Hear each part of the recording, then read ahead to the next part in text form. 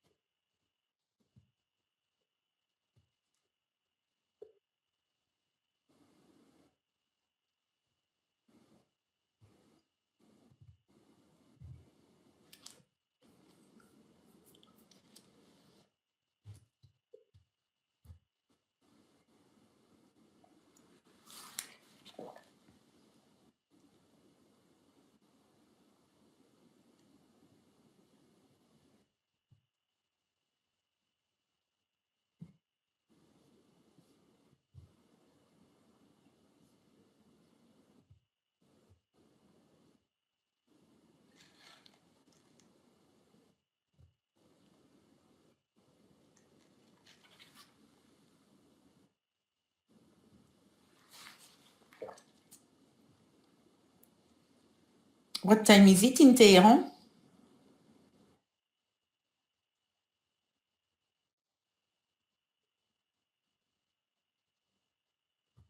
Yeah, no, but I'm just asking what time is it because I don't have is it 2 hours and a half ahead of us in France?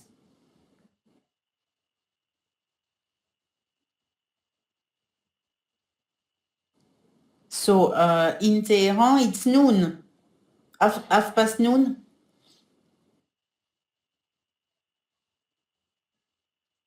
Oh, 1 p.m. Okay.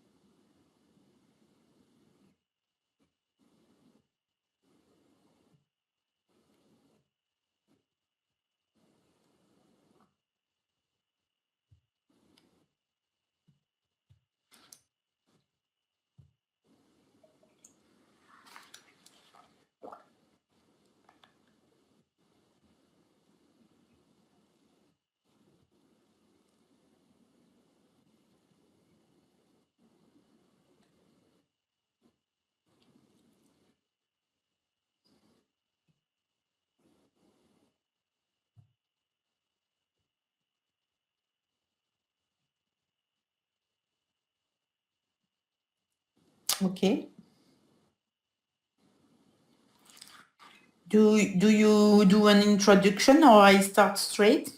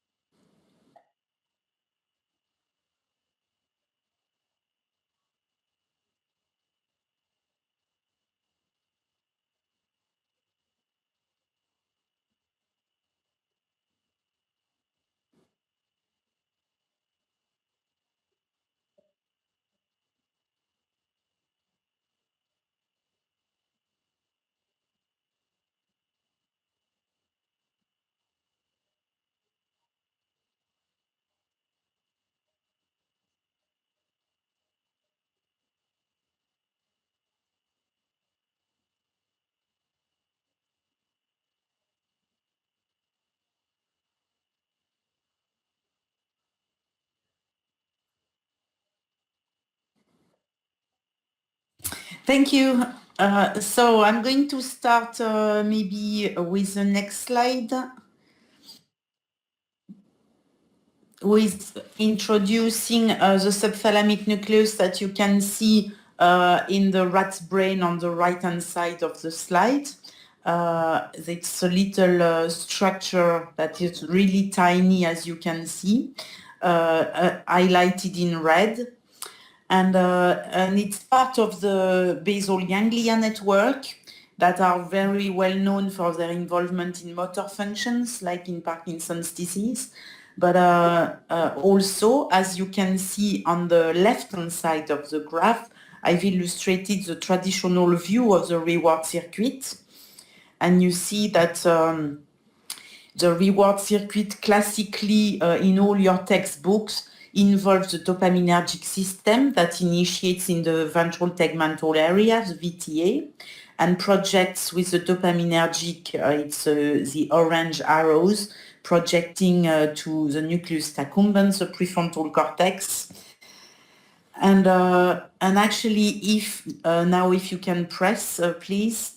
Yes. If we look at the position of the subthalamic nucleus in connection with these structures of the reward circuit, we can see that it also belongs to this reward circuit. And it's actually in a position that is almost equivalent to that of the nucleus accumbens, receiving glutamatergic direct inputs from the prefrontal cortex, but also interacting with the ventral pallidum and receiving as well dopaminergic input from the VTA. And recently, which is not on that slide, but I think, it shouldn't be added, but there's a recent connection that has been described between the BLA and the subthalamic nucleus. So therefore, the subthalamic nucleus is really part of this reward circuit. So now what my research has been focused on in the last 10, 15 years now was to focus on what is the contribution of the subthalamic nucleus in this reward circuit. And not only in the reward circuit, but more precisely, next press please. Yes, precisely on the loop of the addiction, which is classically viewed as a kind of vicious circle, if we can say so. So addiction is starting from an increased motivation for a substance, let's say, and then by consuming it, then you progressively lose the control over the consumption of that substance. That leads to compulsive seeking or taking, which means you take it despite the fact you know it has bad consequences for you. And it's frequently followed by attempts to quit, periods of abstinence, but sadly, most of the time, they lead to a relapse stage. And then you enter again this loop of losing the control and compulsive seeking, etc. And in orange, I've written the references of some papers we have written showing that the subthalamic nucleus acts as either inactivating it has beneficial effects on these different stages in the cycle of addiction. So that's what I'm going now to show you. So next slide, please. Okay, so that's one of the basic experiments that started the whole story of the subthalamic nucleus in addiction. It's when I incidentally observed initially that lesioning the subthalamic nucleus increased motivation for food reward. And it was actually striking when I found that, because I was in the context of inactivating or modulating the activity of the subthalamic nucleus in the context of Parkinson's disease. And then I thought, if I increase motivation in Parkinsonian patients subjected to STN manipulations, then they take dopaminergic drugs that have a potential to be addictive. So if we increase their motivation, are we going to turn them into addicts? So that's the story of how I conducted that study published in 2005. So I wanted to check if my rats with subthalamic nucleus lesions would have also an increased motivation for cocaine. I expected them to work like crazy for cocaine and maybe take overdose. And what we found was totally opposite, was that actually if you measure the willingness of the animals to produce an effort, so we use a progressive ratio schedule of reinforcement, which means that the rat initially has to press one time on the lever to obtain the reward, and then progressively we increase the number of times he has to press on the lever to obtain this reward. So we saw on that first study that lesioning the subthalamic nucleus actually increases the motivation of the animals to produce an effort to obtain small little sweet pellets of food, but actually reduced their motivation to work when they would receive cocaine in their blood. So that was actually really striking, because we couldn't explain why you could obtain opposite effects on motivation by just inactivating this little structure in the brain. But of course, it's interesting if you can press, I don't know if I have written something else on this slide. Yes. But then now, that was striking for all the basic knowledge we have on the reward circuit, because there's no way to explain why we should find an opposite effect on motivation for different types of reward. But it's actually interesting now if we think in terms of treatment for cocaine addiction, because STN seems to be a good target in the sense that you can diminish the motivation for the drug without diminishing motivation for everything, which is a big problem in the search for treatment for addiction, is that you don't want to knock down the motivation for everything in these patients. So since cocaine acts directly on the dopaminergic system, blocking the dopaminergic system wouldn't help, because you would reduce the motivation to take the drug, but you would reduce the motivation for everything. So targeting the STN might be a good strategy to have an opposite effect, and therefore you can diminish the motivation for the drug, but not diminishing the motivation for natural activities and not for food rewards eventually. But of course, that these results were obtained with a lesion in the brain. So do you really want to make a lesion in the brain of an addict? Certainly not. So since we know how to apply deep brain stimulation in the brain of human patients, like in Parkinson's disease, then we ask the question, what happens if we apply DBS in STN in the rats doing exactly the same experiments? Next slide, please. So to do deep brain stimulation in the rats, it's not that easy because we can't use the same electrode that are implanted in the brain of Parkinsonian patients. So we have to build our own electrodes, especially because we were the first to do that in freely moving rats. So we had to build our electrodes because there was no way to buy some at that time. Now you can buy some if you want. They're all ready-made, but the one we use, we build them. So you see they're really easily made. It's only 2 strings of platinum that are inserted in a cannula, and then we glue them at the tip of the cannula, and we leave them with a specific length that would reach the STN and just leave active. It's coated, so it's protected on the highest part of the electrode, and the lowest is just the coat is removed so that we have an active surface that is really limited. And the current can go, it's a bipolar stimulation, and the current can diffuse between the 2 strings of the electrode. So it's really tiny surface that is stimulated, and we apply this current shape, as you can see on the slide, with 130 Hertz. So that's the stimulation that is applied in the Parkinsonian patients. And we use pulse widths of 60 to 80 microseconds. And the intensity is going to be adjusted for each rat, for each hemisphere we can measure. And I'm going to show you on the video how we establish the efficacy of the stimulation. You see here, you can start the video.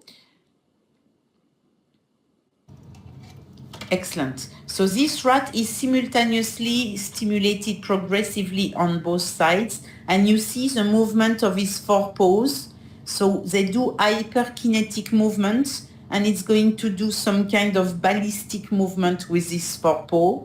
So that's typically the sign that the stimulation is efficient and we are perfectly located in the STN. And that's the only structure in the brain where you can have really immediately an idea of whether or not your stimulation is doing something. So that's fantastic because we can really predict before sacrificing the animals that we keep usually for more than 6 months in our experiments. You can predict which rat has a good position of the electrode. And you see, because the subthalamic nucleus is so tiny in the brain, it's very easy to miss with the stereotaxic surgery. So when we do this checking and progressively increasing the intensity, usually if you reach 150 microamp and you haven't seen anything like that, it means you're not in the STN. And if you are between 50 and 150 microamp, that means that you are perfectly well located. And most of the time, it's true. But we know the answer only at the end of the experiment, of course.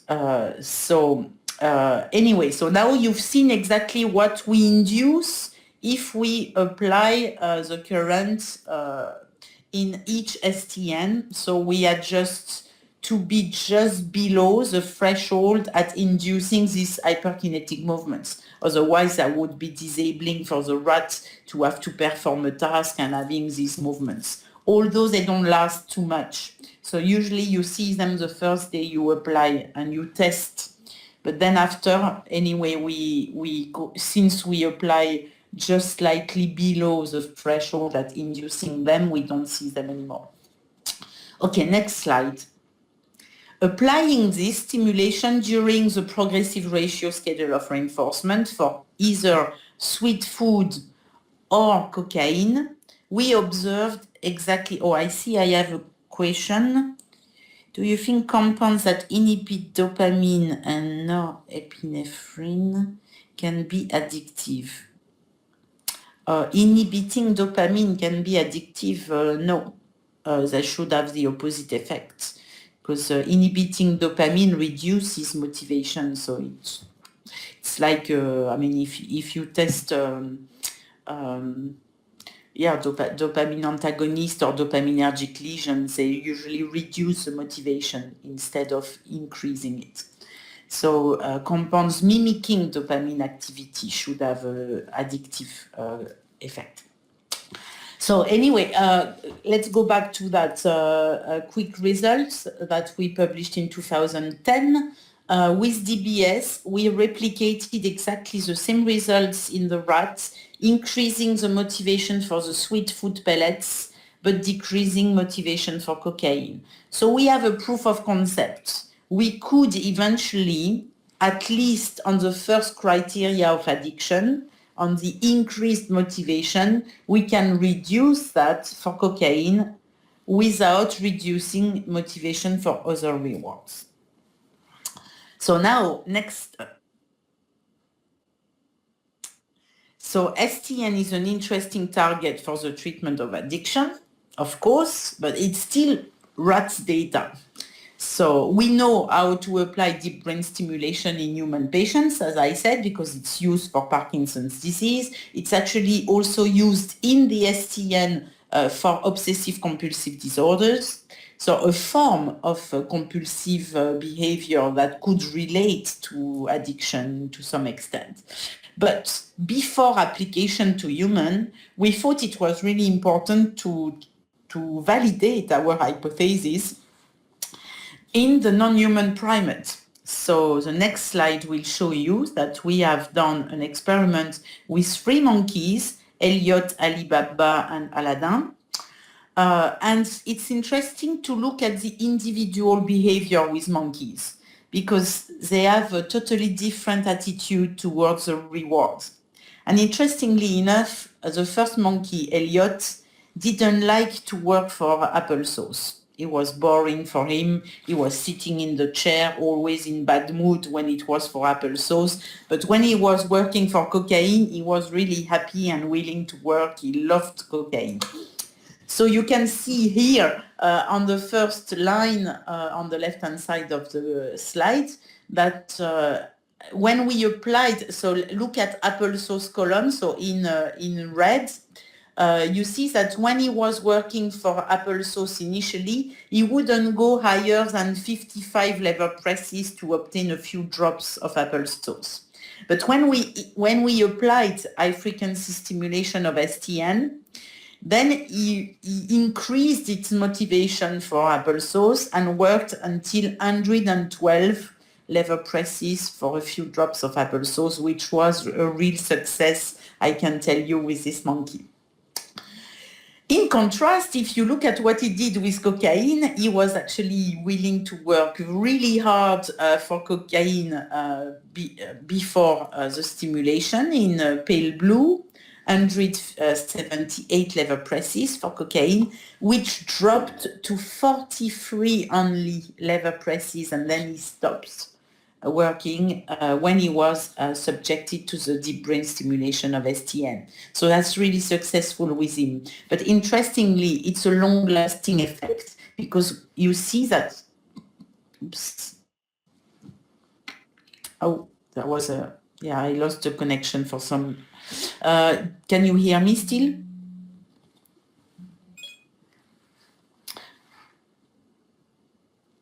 Yes, okay. So I go on. So he dropped his motivation to 43 lever presses, but then when we switched the stimulation off, it went back up, but never as high as he was initially. So it can have a long-lasting effect, which might be really interesting in terms of translation towards human addicts. Now, if we look at the second monkey, we wanted with the second monkey to validate that just doing the surgery didn't decrease the motivation because with Elliot, we didn't check. It was pre-surgery measurement and then post-surgery with the stimulation on. So Alibaba helped us to check. So we have a pre-surgery performance, and you see that it's almost equivalent to Elliot. So he was working high 176 lever presses for cocaine. And post-surgery was equivalent, so that's good. And then we decreased this motivation for cocaine with the stimulation on the dark blue column, but not as spectacularly as with Elliot. And then he went back up after we switched it off. But look at what he did with the food reward, the applesauce. This monkey was totally crazy for the applesauce reward. So totally different to the first monkey.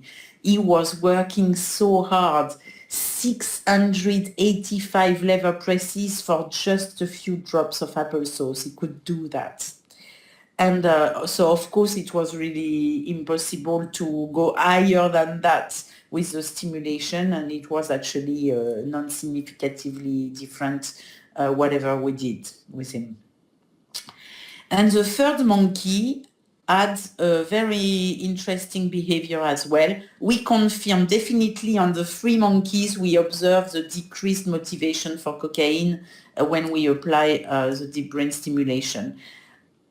The applesauce reward issue is different because they have a different attitude initially. So the third monkey actually increased its motivation under the stimulation, but then it went on and on and on, and this effect was even potentiated when we switched the stimulation off.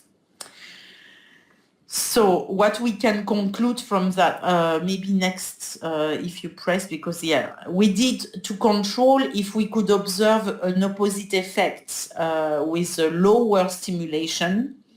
We actually saw that applying lower stimulation that was done in 2 monkeys only had actually an opposite effect in the first monkey. In both monkeys for applesauce, it reduces their motivation. But for cocaine, we didn't see much of an effect. And if any effect, it was the same kind of trend towards a decrease. So it's not a very convincing manipulation, but at least it shows that it doesn't do the same. So we are kind of in an opposition of effect. So it's really promising in terms of motivation for cocaine that targeting the STN might be a good strategy. Now let's look at, next slide. Another criterion of addiction is the loss of control over the drug intake. And how do we model that in the rat? For many years, people were doing experiments using self-administration of cocaine during a short duration session. So it was sessions for 2 hours every day, and the rat would take always the same amount. Once they've learned, and you see the level of acquisition of drug self-administration for cocaine.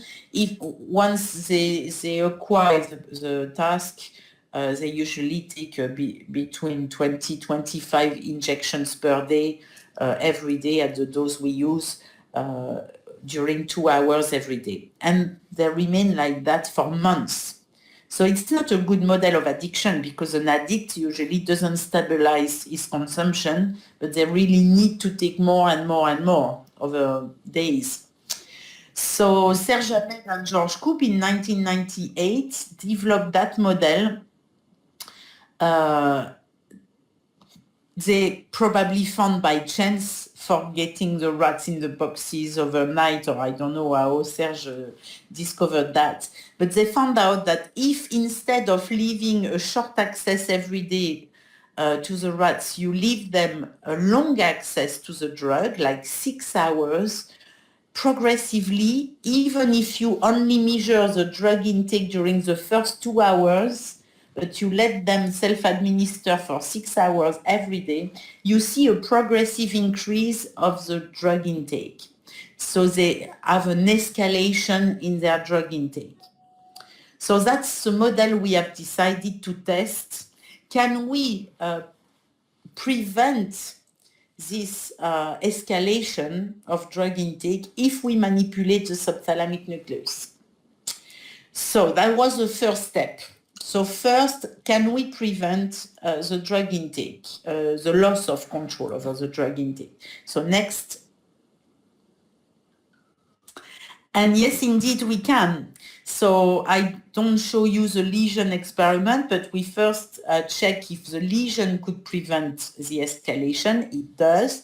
And now you see data of the deep brain stimulation experiment that was carried out by Yann Pelou, Michael Deboulet, and Alex Tiran-Capello. And we've published that in 2018.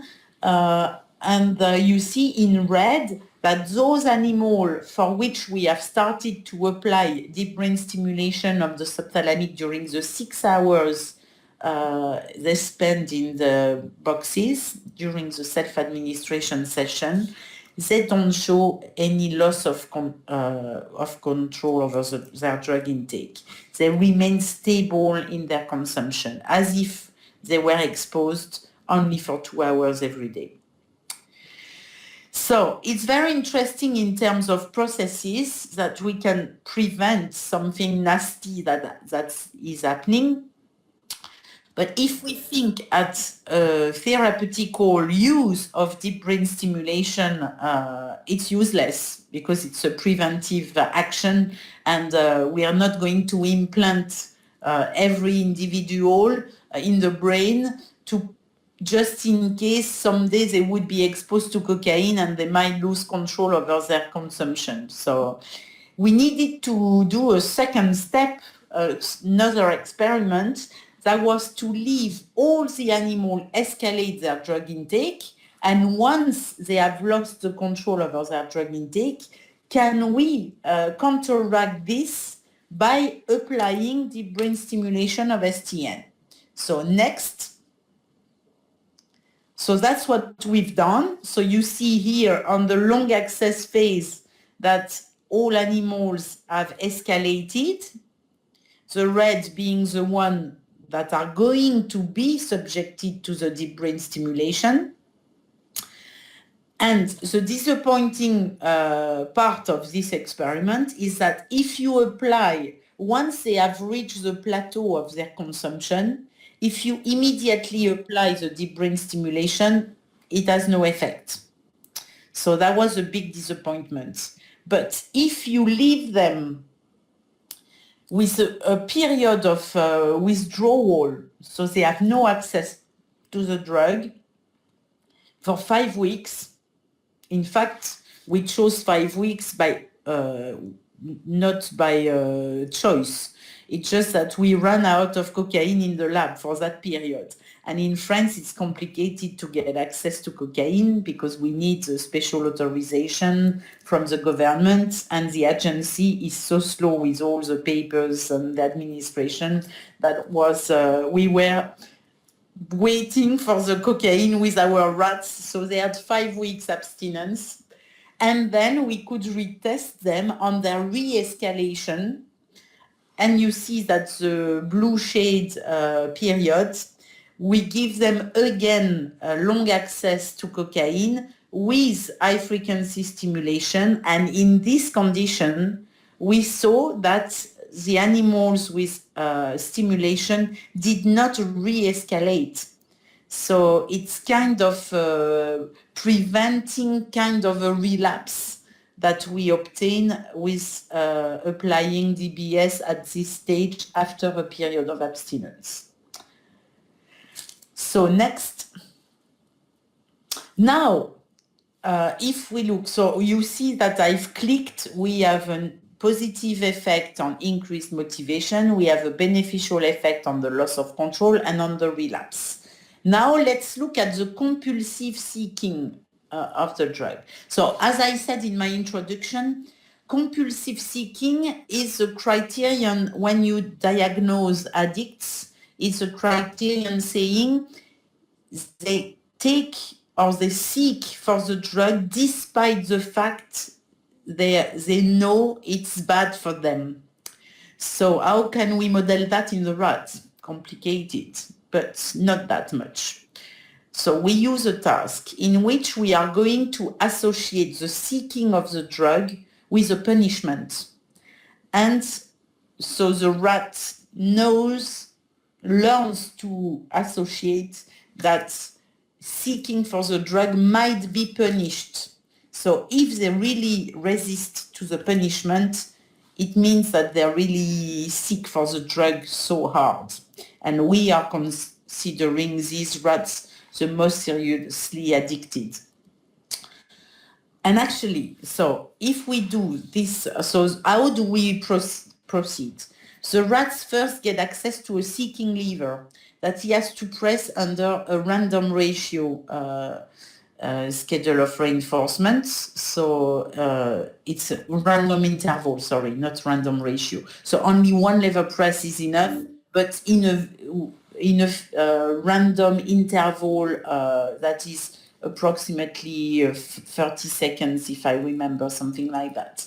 So if once they press at the right time, then they can get access to a second lever that is the taking lever, and they press it and they obtain cocaine. So that's how they are trained. And they can perform 10 cycles per session. But there's of course, there's a 10 minute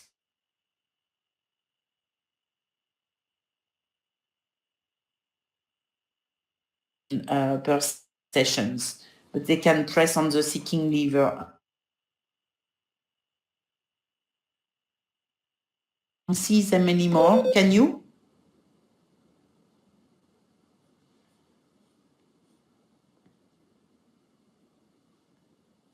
No.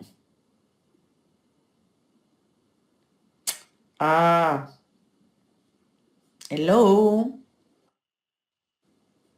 It was just disconnected for a minute, doctor. Sorry? We are hearing you. You were just disconnected for a moment. So yeah, but I don't see the slides. Let me see. And apparently nobody is seeing them anymore. Okay, let me see.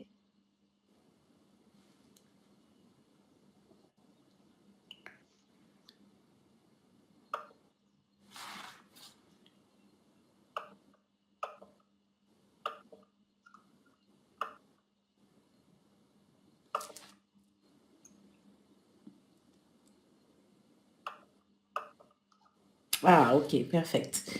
So let's go back to slide 10. Yes, thank you. Great. You're welcome. So if you do this task in rats that are just acquiring this task, seeking lever, taking lever, as soon as you introduce a punishment, so they do what we call the baseline is what I just described. So they press the seeking lever, they get the taking lever, and they get cocaine. So they complete between 8 and 10 cycles every day. That's no problem. But when we introduce a punishment associating with the seeking lever, it means that we don't punish the fact to take cocaine. The rats no longer get cocaine. On the trials, they get the punishment.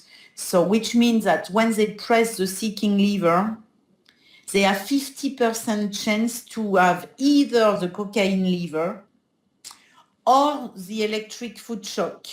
That is the punishment, a mild electric foot shock.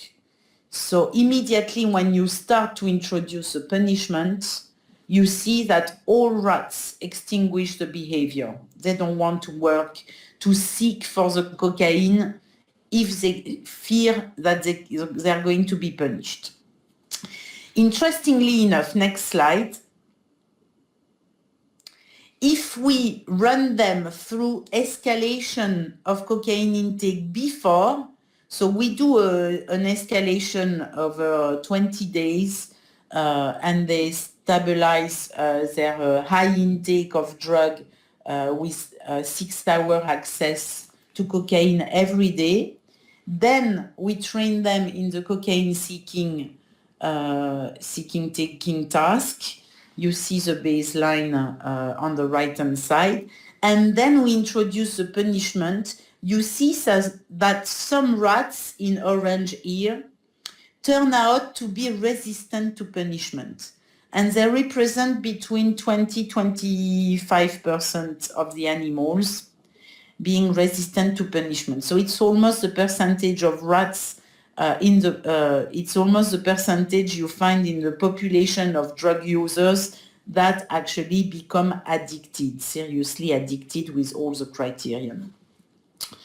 So now, having identified these rats, they are resistant to punishment, so they are labeled addict. During the phase they were under escalation, they had actually electrodes implanted in their subthalamic nucleus. So we had the idea to record their STN activity, and we went back to the recordings after they had been characterized either sensitive to punishment or resistant to punishment. Next slide. So they were recorded before having access to the cocaine every day, not every day, but every day they were taking cocaine for 6 hours, as I said, during the escalation. And on the days you see in pink on the left-hand side up of the slide here, you see the escalation of cocaine intake, all the sessions, and you see the pink bands. So they correspond to the days during which we have done some recording of the STN local field potentials activity. And here we illustrate what we have recorded during the 15 minutes preceding the access to cocaine. And it's the activity minus the activity recorded on the first day they get access to cocaine. They get access to the escalation session. And you see that we have a progressive increase in the very low frequency bands only, so that I'm talking about the graph in the middle of the upper part of the slide. And you see that on the left, there are the recordings for the compulsive animals, these animals who are resistant to punishment, the orange one on the graph of the right-hand side. And the activity is illustrated on the right-hand side for the sensitive animals. So sensitive to punishment, they have a stable level of activity in the STN before access to cocaine, while you see that the future compulsive animals show an increased activity in the theta band during the loss of control over drug intake. So that was a really striking results and a very clear dissociation of these two populations. And it's really interesting because if you think in real life, it's impossible to tell. At the moment, we are unable to tell someone, you have the potential to become a future addict. It's impossible to predict who in the population would turn addict if they start to take drugs. So, and that's one of the big problems. We have no clue how we could predict that. We know that there are some genetic compounds, some social contexts that may influence, etc., stress issues, but it's complicated and there's no biomarker predictive of that. So we thought maybe we have located one biomarker, an electrophysiological biomarker that could predict who is going to be a resistant to punishment individual. But we need to prove the causality of this. So to prove the causality, next slide will show you what we have done. So we took animals that were sensitive to punishment in the first experiment. So they went through a first escalation. So that's, I'm reading the A upper part of the slide. So they had the first cocaine escalation. Then we did the first baseline and punishment measurement. And we took the sensitive animals, so sensitive to punishment, they extinguish the behavior. And then we run a second escalation during which all these individuals were split into subgroups. Some animals received no stimulation at all. Some received the stimulation at 8 Hertz to try to mimic a theta oscillation activity in the subthalamic nucleus. And some received the stimulation that would serve as a control. We picked 70 Hertz. And you see that none affects really the drug intake. And certainly not the 8 Hertz stimulation during the escalation. We don't see any effects on the behavior. So it doesn't modify their drug consumption. Now they run through a second baseline of seeking, taking of cocaine. And you see there is no significant difference in their behavior. But interestingly enough, when we introduce the punishment again, you see that only those animals that were stimulated with the 8 Hertz stimulation, so mimicking the theta activity during the second escalation, has changed their phenotype. And now, before they were sensitive to punishment, and now they have become resistant to punishment. So we can really show the causality between the fact that you induce stimulating with 8 Hertz the STN actually induces, I'm not showing this, but you can trust me, induces actually oscillatory activity in the theta band and the low beta band, and actually turns the animal into resistant to punishment. So that's really fantastic effect. It was almost too nice to be true, but that's actually what the results Michael de Goulet has obtained. So next slide. Now, the key question is, once we have these animals who are resistant to punishment, can we reduce their compulsivity by manipulating the subthalamic nucleus? So here, again, applying the 130 Hertz was actually disappointing because it didn't work. We didn't reduce the compulsive seeking of cocaine by applying 130 Hertz.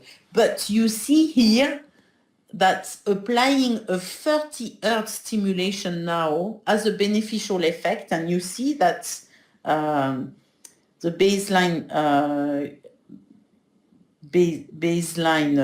is not baseline, it's resistance to punishment. So they receive the punishment in orange and they still work, they seek for the cocaine.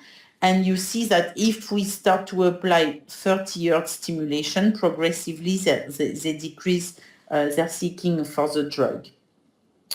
And that's significant reduction with the 30 Hertz. So next, now we end up with a complex figure that shows that STN is definitely an interesting node where to apply stimulation to treat addiction, but frequency might be an issue. So, as a summary, next, we see that 130 Hertz stimulation reduces motivation for drugs. If you are at early stages of addiction, just having regular consumption, 130 Hertz might help to reduce this willingness to take the drug. Okay, fine. Next. It's also good to prevent the loss of control over the drug intake, as you've seen. Next. it can also good to reduce re-escalation after abstinence. So being probably helpful to prevent relapse. So that's still really positive. Okay, fine, with 130 Hz. Next. However, the very low frequency oscillations in STN can be a predictive biomarker of a compulsive trait.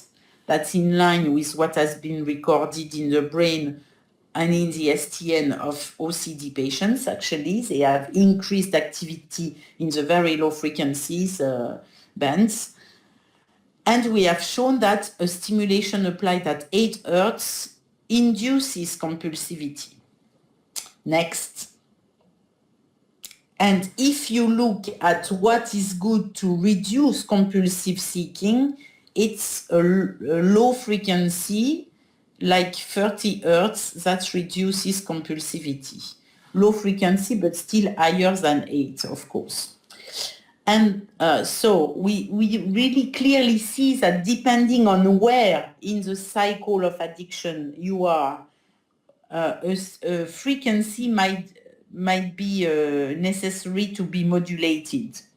So next, what can be a solution towards translation for drug users would be to use a closed loop system. Maybe the detection of abnormal, very low frequency activity could be prevented by applying a 30 Hz stimulation, and or depending on the cycle, if you are early stages, it could be 130 Hz, etc.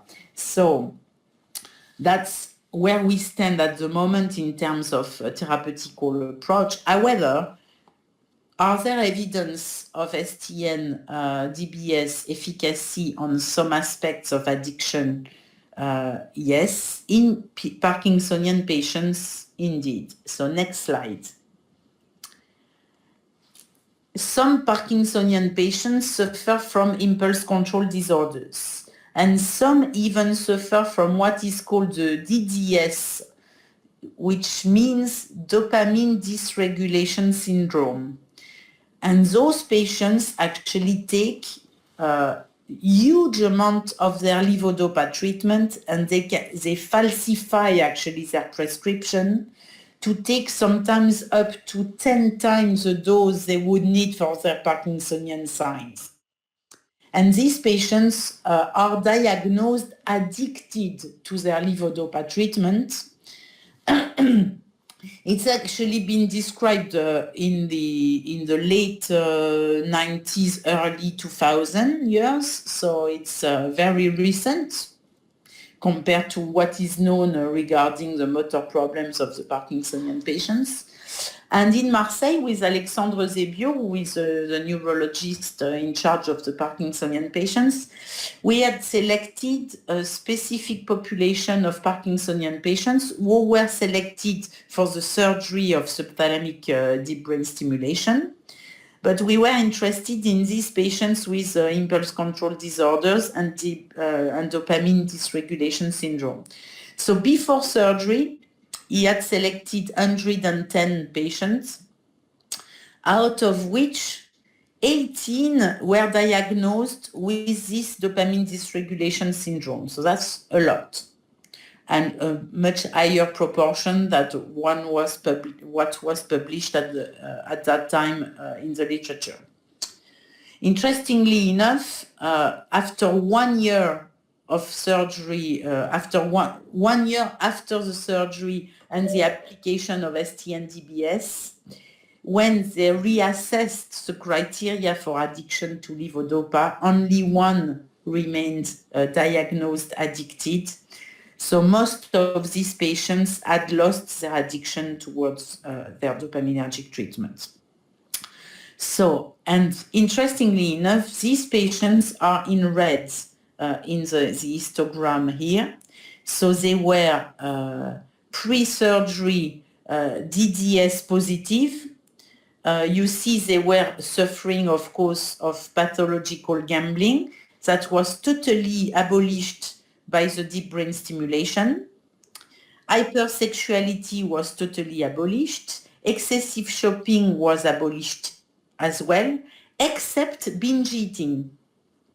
And for those Parkinsonian patients who did not suffer from DDS, they are the green ones, you could reduce slightly their pathological gambling, you could reduce their hypersexuality, excessive shopping, but you could increase their binge eating. So you see, it reminds the rats data I've shown you at the beginning of my talk. We parallel what we have seen in terms of increasing the motivation for food while diminishing addiction to dopaminergic treatment for the DDS positive patients, or reducing all these impulse control disorders reported here in that study published in 2013 by Alexandre Zebion. Okay, so next. Now I wanted briefly, I don't know if I still have time. How long do I have left?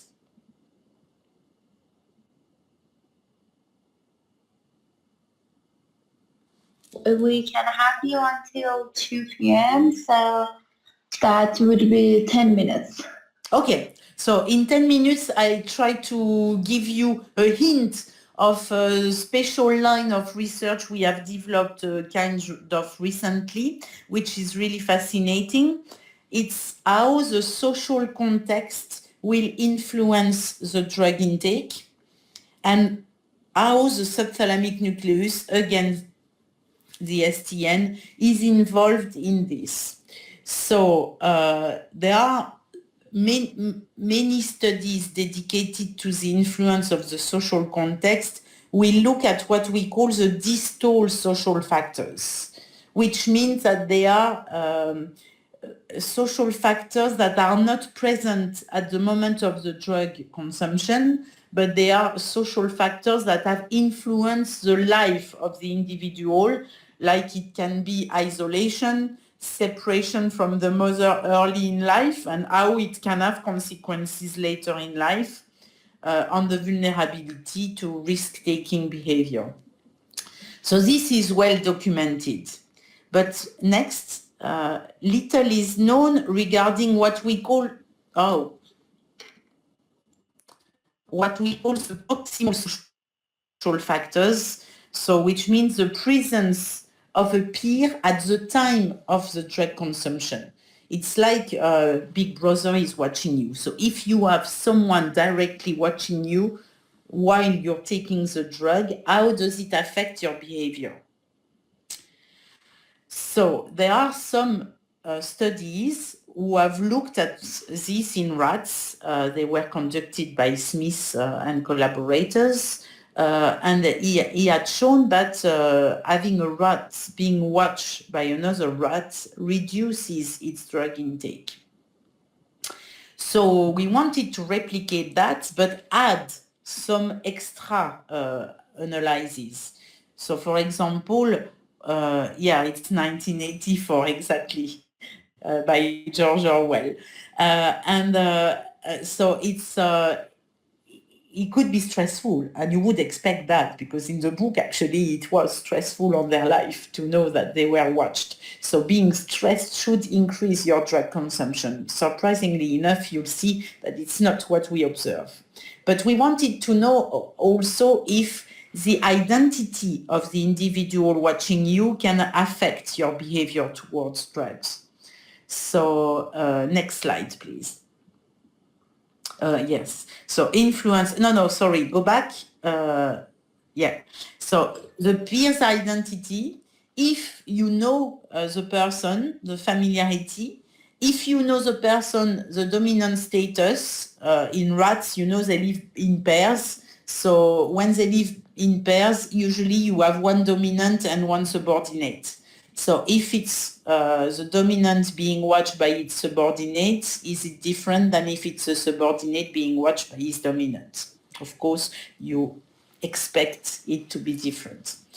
And we did actually a parallel study in human subjects. But of course, we couldn't give them access to drug. In France, it's not legal. So we can't do experiments like that. So we can't put them in situations. So we had to interview drug users. So we worked with socio-epidemiologists, and they had a questionnaire specialized on that project we had together to investigate with them what was their last episode of drug intake, how much they consumed, in presence of whom they were, exactly, and etc. The link, the social link they had with these people, etc. And of course, the question of the neurobiological substrate, the role of STN in this. So next, please. So influence of a peer while cocaine intake. So left, you have the rat results. Next. You see that we tested self-administration of cocaine in rats when they are alone in the chamber. So you see a picture of the chamber we designed. So they were double chambers separated by a grid. And when we introduced a rat on the other side of the grid, then you see that they decrease their drug intake. And it's written with non-naive observer, which means that the rat on the other side of the grid is not taking drug at the time, but later in the day, he will take drug. Or the other way around. Maybe he has taken the drug in the morning and we are in the afternoon, so he's the observer and the guy was watching him in the morning. So that's how we did the experiment. So interestingly enough, in human subjects, so next, we have calculated a ratio of in risk to take the drug in presence, being alone versus being in presence of one peer. And this index, you see, is above 1, which means that you increase the risk to take drug if you are alone compared to when you are in presence of someone. So that's the first index we've calculated in the human study. And you see that we calculated the equivalent for the rat experiment, and we see the same increase into the same range of values. Next. Now we go one step further. So being in presence of someone has an effect that reduces your drug intake. Okay, fine. Now this was known in rats already. So we added the familiarity issue. So can we have a look at that? Next, please. Influence of the familiarity, next please, in the rat, being observed by the familiar rat. So the familiar rat was the partner of the home cage. So they share their life all the time in the home cage. And if you put this familiar rat on the other side of the grid, there is actually a higher consumption of cocaine than if the observer on the other side of the grid is a stranger. And we observed the same trend of increased risk to take cocaine when the human is with a familiar peer in comparison to when they are surrounded or next to a non-familiar peer at the time of their consumption. So it's kind of counterintuitive, don't you think? Because you would expect that familiarity is less stressful, so you should reduce the drug, while being observed by a stranger might be stressful, and then you could increase your consumption. If we're talking about the rat experiments. Of course, if we go to the human experiments, some people would say Yes, but if you have someone you don't know watching you, maybe the morality makes you take less drug. But then we observe exactly the same effect in rats. So what does that tell us about rats? Do they have a moral issue? Or maybe the way we interpret the human data using moral is wrong. So it raises very interesting issues, and they're totally open. I don't have an answer to that, but it's really interesting to see that rats and human parallel the same behavior in presence of individuals, familiar or strangers. Next slide.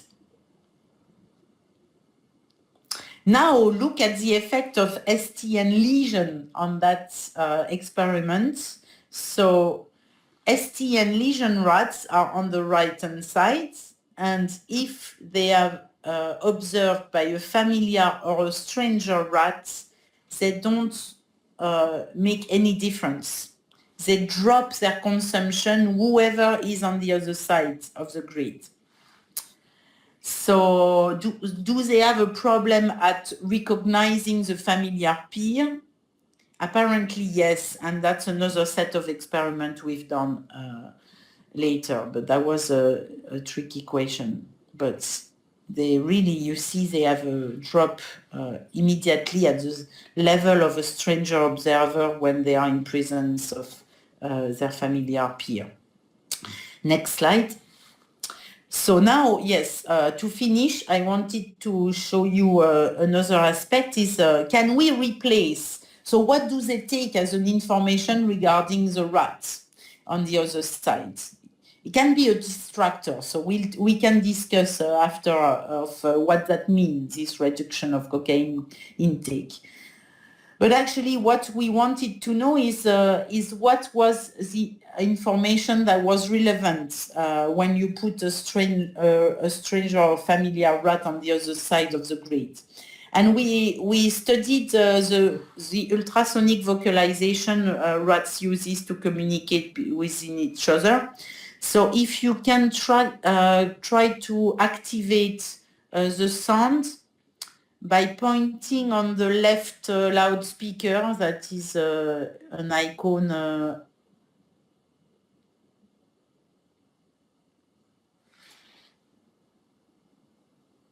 Rats vocalize in two major range of frequencies in the ultrasound.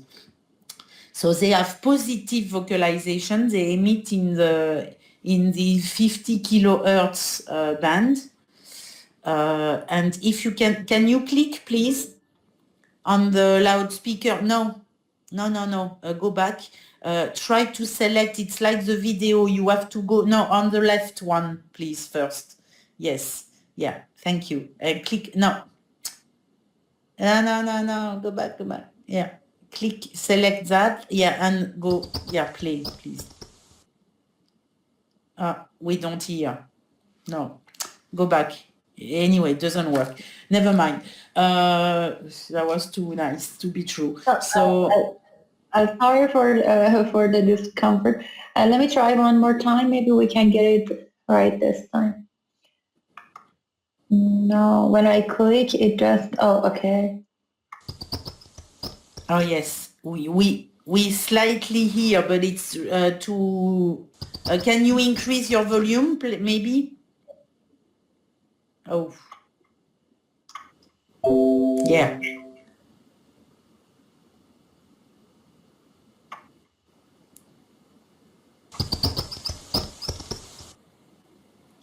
Is that right?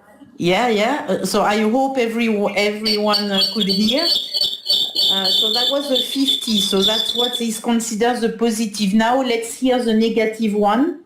So you do the same on the, yeah. No. Again, we have a problem of volume, maybe.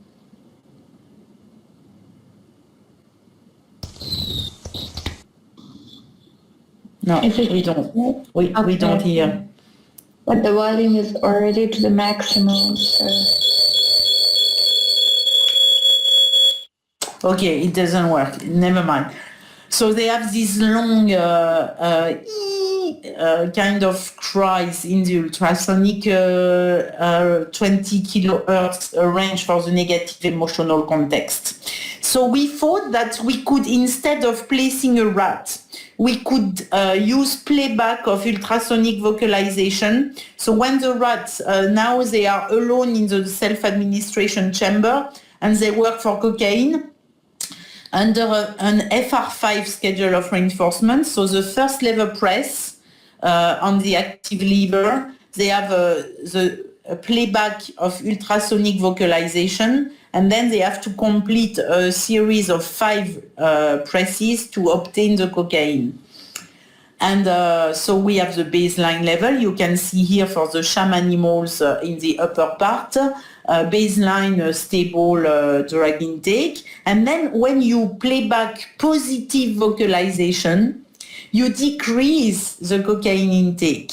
Play background noise has no effect, and playing negative vocalization has a distressful effect, increasing the consumption only on the first session, and it doesn't last. Interestingly enough, the positive one have a long-lasting effect. So during the 5 daily sessions we have done that experiment, it worked and it reduced the cocaine intake.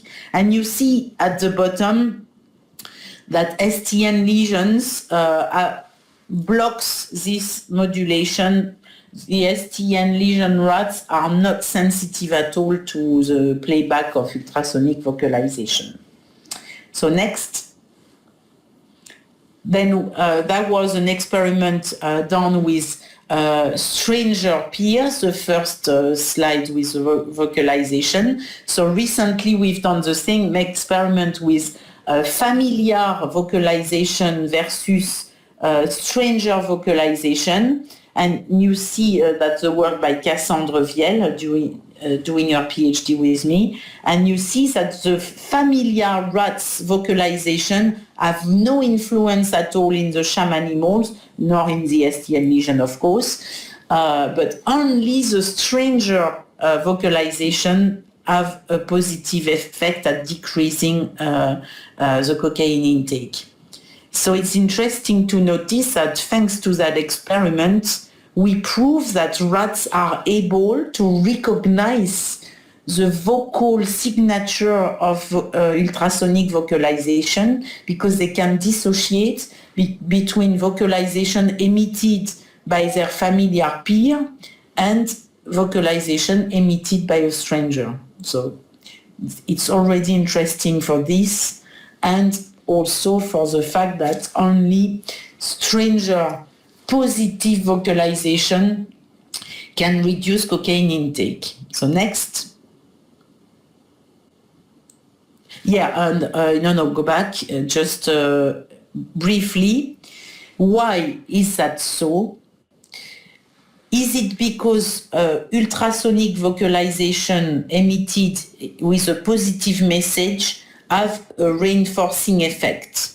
Is it rewarding, so that because it's already rewarding, they need to take less cocaine because they have already a reward? So thinking this way, we designed another experiment in which now the rats work just to listen vocalization. They no longer receive any rewards. They don't get cocaine, they don't get food, they get nothing, but just pressing delivers a vocalization. And you see here in black that sham animals can work just to listen positive vocalization emitted by a stranger.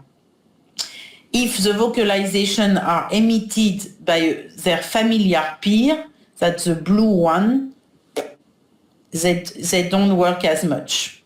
So they really have a reinforcing effect, and they like it. They want to work for it, to just listen vocalization emitted by a stranger peer. And you see that the STN lesion rats are not interested in doing that. Okay, so now next I'm finishing and give my general conclusion. So there are converging evidence to support that STN could serve as a target for a treatment of addiction using deep brain stimulation technique. Next. The presence of a stranger peer naive of cocaine experience seems to be the best condition to reduce drug consumption. I didn't show you the naive to cocaine, but you can trust me. And that was in both rats and human drug users. So my interpretation of that, if we want to translate to real life, is that in the big debate of having shooting rooms, so that would be public places where drug users could come and take their drug in a controlled environment, but they would be surrounded by people they don't necessarily know, with also people from the medical staff with white lab coats that are supposed to be non-users. It would be really possibly favoring the reduced drug intake, reduced consumption for these people. So it could be beneficial as a strategy to reduce harm. Next. And STN inactivation seems to replicate these conditions in presence of any type of peer. So, because they don't dissociate the familiar from the stranger. So, is STN involved in social recognition? That will be the topic of a possible next talk, because we are conducting experiments in that direction now. Next. And the positive USV can replace the presence of a stranger peer to reduce drug intake, but only if they are emitted by a stranger. So again, translation to human drug users, positive messages are more efficient than negative messages to reduce drug taking. So instead of having on our pack of cigarettes in France, we have nasty messages, horrible pictures, sending you negative messages, smoking kills, maybe we are more sensitive to positive messages to reduce our consumption. Next. And STN inactivation prevents any modulation by ultrasonic vocalization. So is there a use of other modalities for this reduced drug intake by the STN lesion rats? That remains to be investigated. So now I think I'm done. Next. Yeah, I wanted to show you all the people that are involved in this massive amount of work, and I'm grateful, of course, to them, their commitment, the collaborations we have, and all the fundings, of course, that are rare actually at the moment, but they were at the time we started all these experiments. Thank you for your attention, and I'm open to any question. Thank you, Doctor, for your time. I really enjoyed the concept, and I really hope to be able to have you for your work on social recognition, the role of subthalamus nucleus in social recognition. So if anyone is willing to ask any questions, just you can ask, and we can give you the permission to talk to Professor. You can just raise your hand so that I can give access to you. No questions?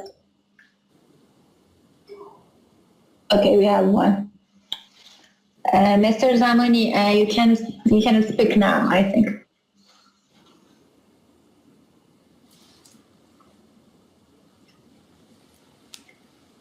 Have you received the link?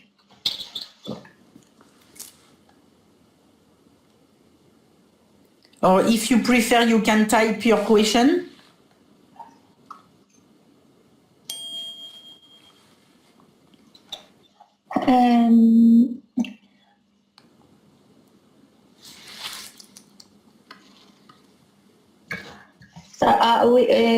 we send you the permission link, Mr. Zamani. So if you are willing to talk, you can just allow your microphone to be connected so that we can speak.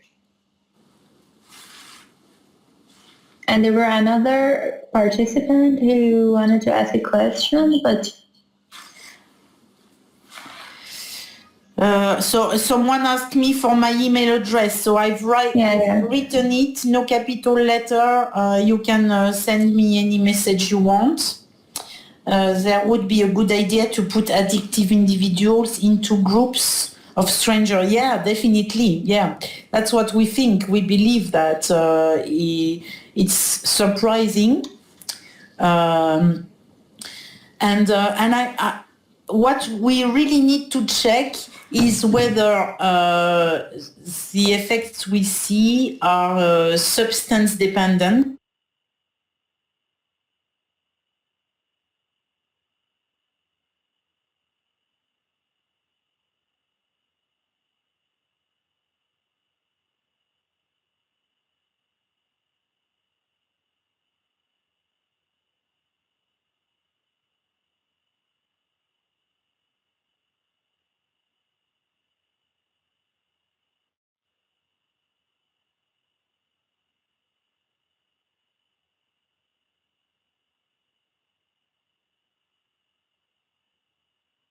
Maybe it has to be checked more systematically in the same type of study we've done to make sure that it's something we could generalize or not. But the social drinking is known as well. But the quantity maybe in the same way as cocaine, I don't know. So that's the next experiment we're going to do. I got the funding to do that. All the same experiment you've seen with cocaine, we are going to do them